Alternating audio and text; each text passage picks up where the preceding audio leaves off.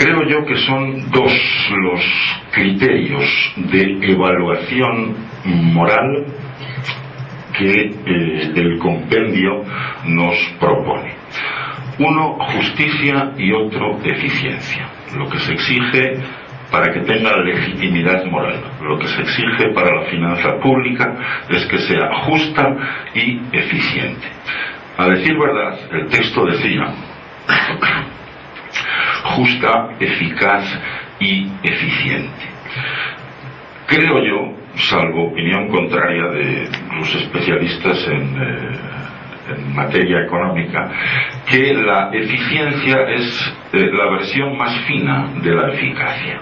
Creo yo que suele llamarse eficacia al logro de resultados en términos absolutos, mientras que la eficiencia atiende a la relación entre los resultados y los costes, los resultados y los medios utilizados, ¿verdad? Dos tipos de medidas, de orientaciones o de políticas pueden ser más eficaces, pueden ser igualmente eficaces si logran los mismos resultados, pero será más eficiente aquella que logre los mismos resultados empleando menos recursos. Por eso digo que la eficiencia es la eficacia afinada, ¿no? la versión completa de la eficacia. En todo caso, yo voy a retener esos dos criterios, justicia y eficiencia, como criterios de evaluación moral propuestos por el compendio para la finanza pública. Recuerden que la finanza pública es la denominación de ingresos fiscales y gasto público conjuntamente. En primer lugar, la justicia. La justicia es la virtud política por excelencia.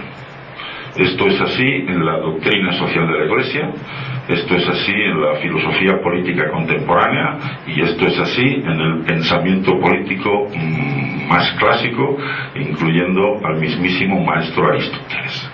La virtud política por excelencia es la justicia.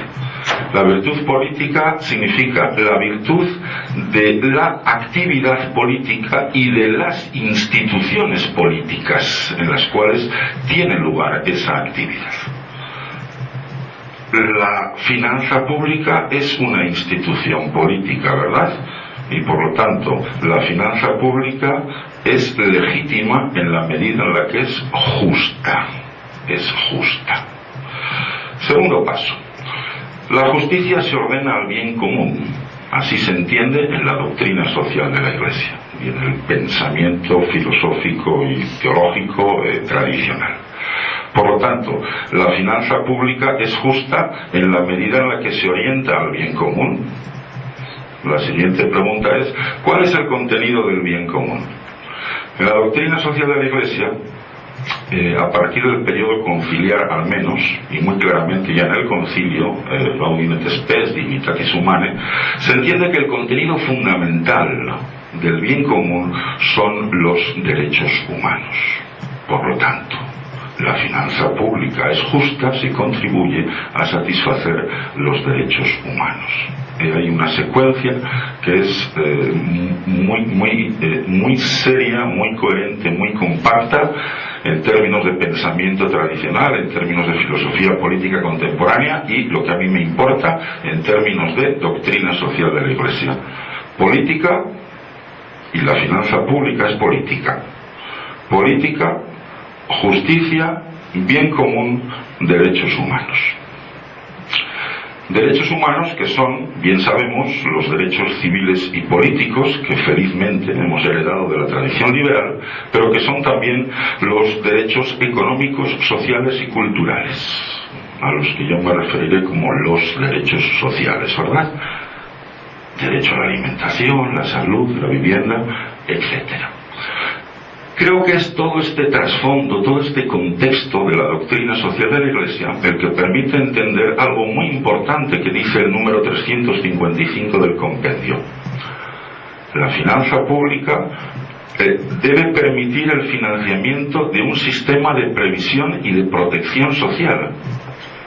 Y en eso se juega buena parte de su calidad en términos morales, es decir, en términos de justicia. un sistema de previsión y de protección social, una seguridad social,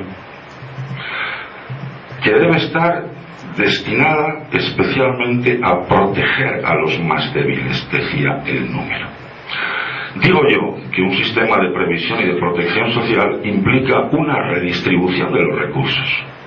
El número hablaba de una redistribución de los recursos. Y se trata obviamente de una redistribución de los recursos desde los económicamente mejor dotados hacia los económicamente peor dotados, los más fuertes, los más débiles, o los más ricos, los más pobres, como ustedes quieran. Por eso dice el número que hemos leído, que la finanza pública ha de ser un instrumento de solidaridad. ¿Recuerdan que decía eso? Después les pongo otra vez todo el número si quieren. Eso que vale para la finanza pública en general, que ha de ser un instrumento de solidaridad, pues también vale para el sistema fiscal dentro de la finanza pública. Por eso decía el número, el pago de impuestos es una especificación del deber de solidaridad. Dos textos complementarios de lo que hemos leído en el compendio. Decía Juan 23 en Mater et Magistra, a fin de que en las zonas económicamente menos desarrolladas se garanticen los servicios públicos fundamentales más adecuados a las circunstancias de tiempo y de lugar, y de acuerdo en lo posible con la común manera de vida, es absolutamente imprescindible que se emprenda la política apropiada, que atienda con diligencia, entre otras cosas, a los siguientes puntos: la contratación liberal, sí; la inmigración, sí; los salarios, sí; los impuestos, los créditos y las inversiones industriales, etcétera, etcétera. A fin de garantizar los servicios públicos más elementales en las zonas más pobres, es absolutamente imprescindible una serie de medidas políticas, entre las cuales se encuentra la política fiscal, los impuestos. Un texto de Juan Pablo II, en ese mismo sentido: los ciudadanos deben ser defendidos en sus derechos, sí, claro. Deben ser al mismo tiempo educados para participar justamente en las cargas públicas, bajo formas de tasas o impuestos.